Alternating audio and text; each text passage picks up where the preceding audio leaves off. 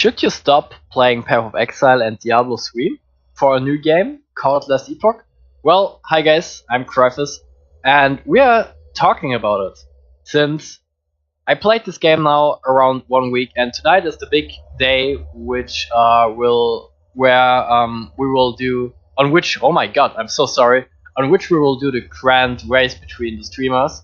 And now I got a few impressions about the game, and my opinion, let's start a run so that you can see the gameplay while I'm talking about.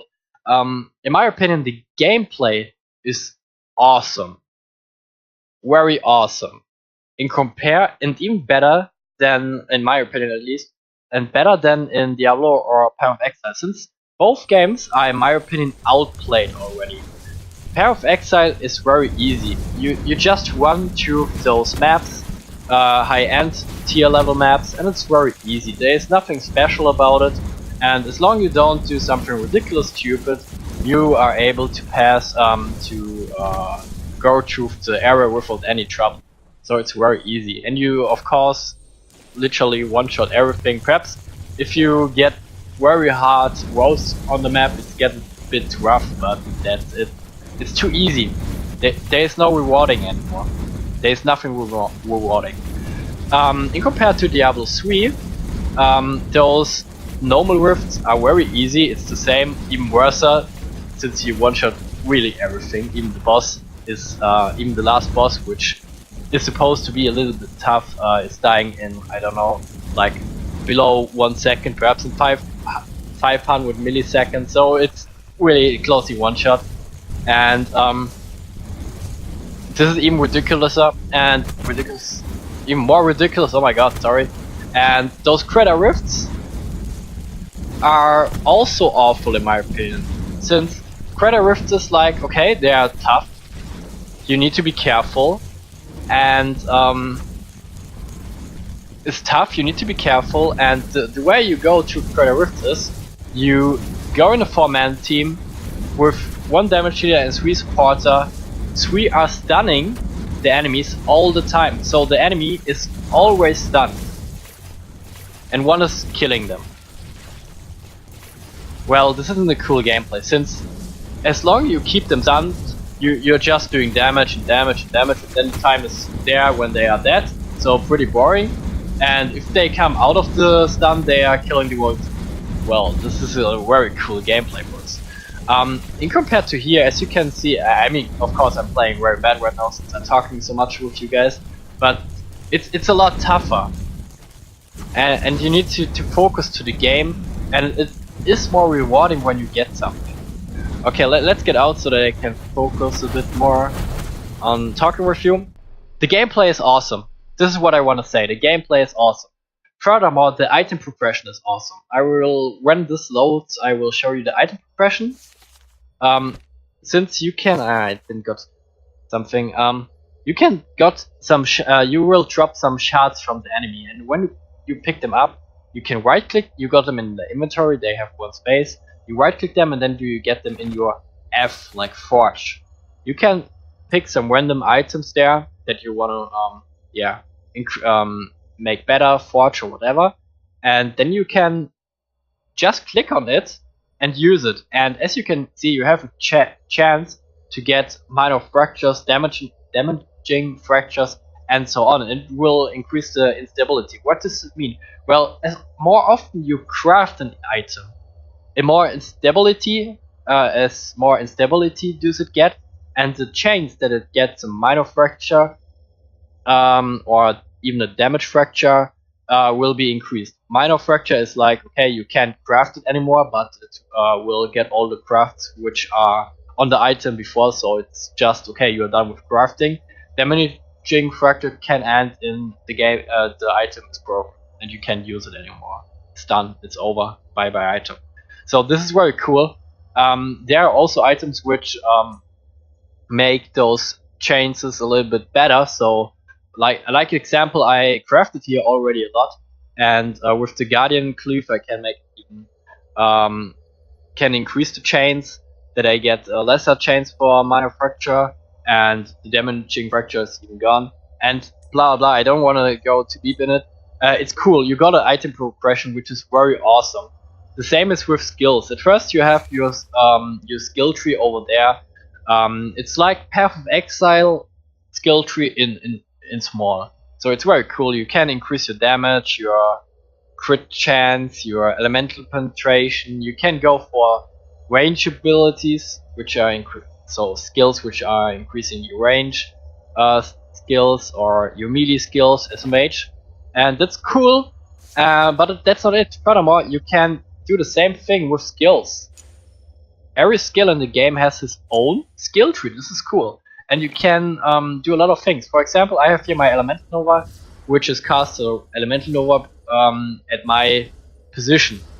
So with this skill tree, can you increase the damage? Like there, you can increase the mana cost, but the damage on the same time. You can get a skill skill point, which is which make you able that you can target your Nova. So the Nova won't be anymore at your position. The target will be on your cursor. Means you can use it as a range ability. You can increase the range of it. You can make it to a cooldown, which okay, well, I need to read it that I can explain it. You can make it to a cooldown, and in exchange it has an increased area like 300%, which is a lot, and more effective ignite duration. And if you can see already, this is already the normal one. If you have 300%, it's like this.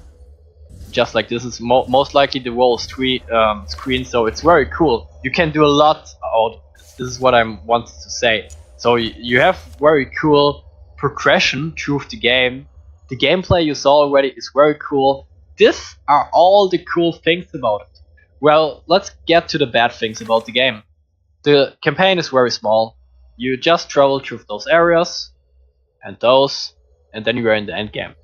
And since those characters still don't have a voice, you don't see so much from the campaign. Well, the game is still in the open beta, and it's a low budget game. They focus on the important things, and this is the gameplay, and they did well there. So you have to watch over it. And I'm sure that they will change a lot of things when they have more money, and especially more time. The second bad thing is a lot of bugs are still in the game. Well, as I said, it's an open beta, and I play this game now since around 1 week, and every time when I figured out some bugs, I posted them, and most likely I'm not the first one who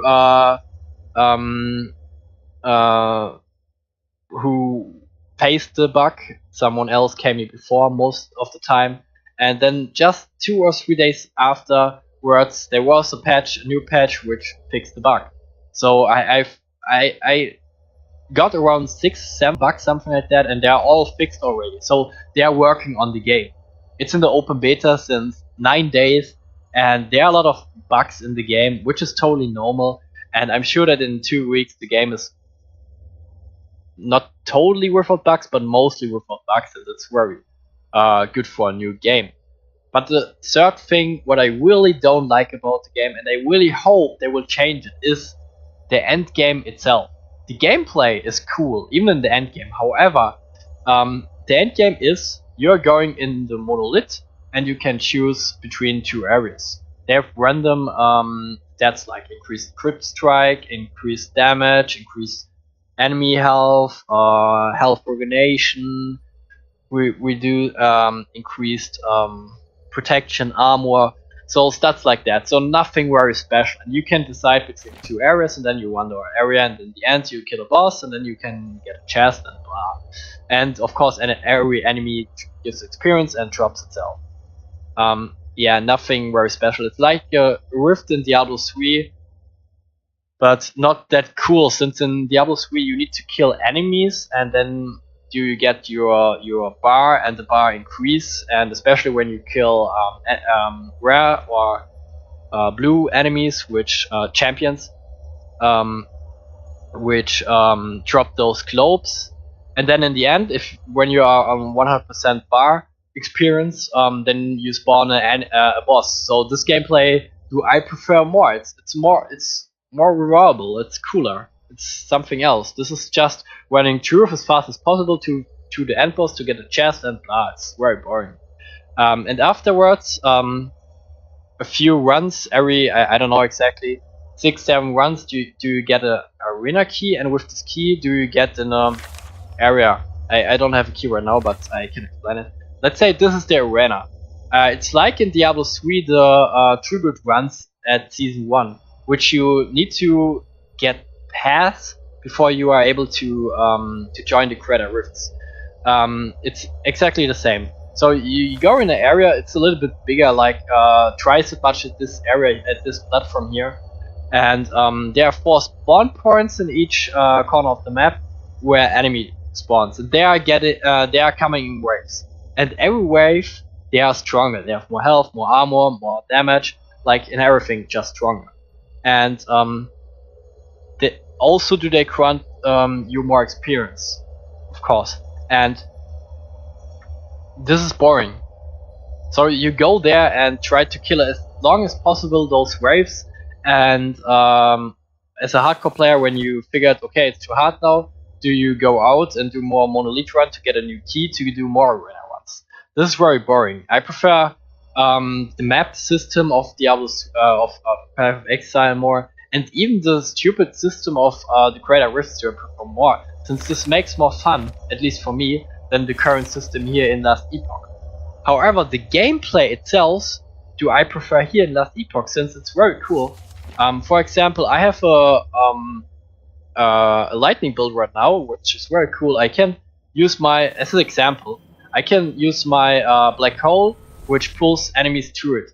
Then I can use my lightning ability, which does a lot of damage, and those little sparky things.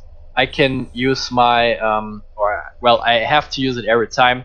This shield, which grants me elemental protection. Everyone who is in this area gets fire damage and gets ignited.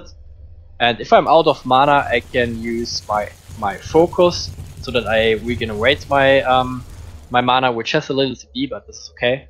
And I can use my teleport to make it even quicker. And also, when I use my teleport, I get 50% more elemental damage for the next 6 seconds. So I should use it every time. Since it has 4 seconds cooldown, I have like every time 40% more damage, elemental damage, as long as I don't fail. So this is a pretty cool build. And furthermore, I'm on a crit build with lightning damage, means every time when I do a critical strike, my next ability costs me 15 lesser mana. And since I crit always, or literally like always, I guess I have 30% crit rate or something like that. Well, I can find it. I don't know if this here, like 16. Well, every little spark of this is doing a hit, so the chance to get a crit is very high. I have always crits, and I don't need to use so many mana for it when I would crit, since here's no enemy I can crit.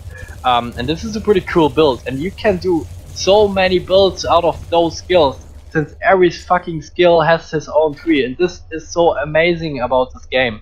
Furthermore, the gameplay itself, you saw it before, if you didn't just go back and check it out again. It's a cool gameplay, I really enjoy it. It makes more fun since enemies are stronger, and it's more rewardable to kill something and spend your time here.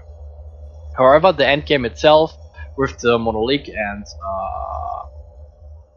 arena runs, is boring in my opinion. And yeah, that's my opinion, boys. I hope you enjoyed the video. If yes, throw me your subscription and ring the bell. Also, click the like button and follow my stream, which is in the description. Description, not subscription. And in my opinion, I will stay here a few days more. I hope that they will change the endgame a bit if they have more time. Otherwise, would I also try out the new season in Diablo 3, which will start in a month around. And guys, thanks for watching. Have a nice day, and don't forget, in around 1.5 hours do we start with the race. I hope to win. I prepared myself a bit, and see you guys.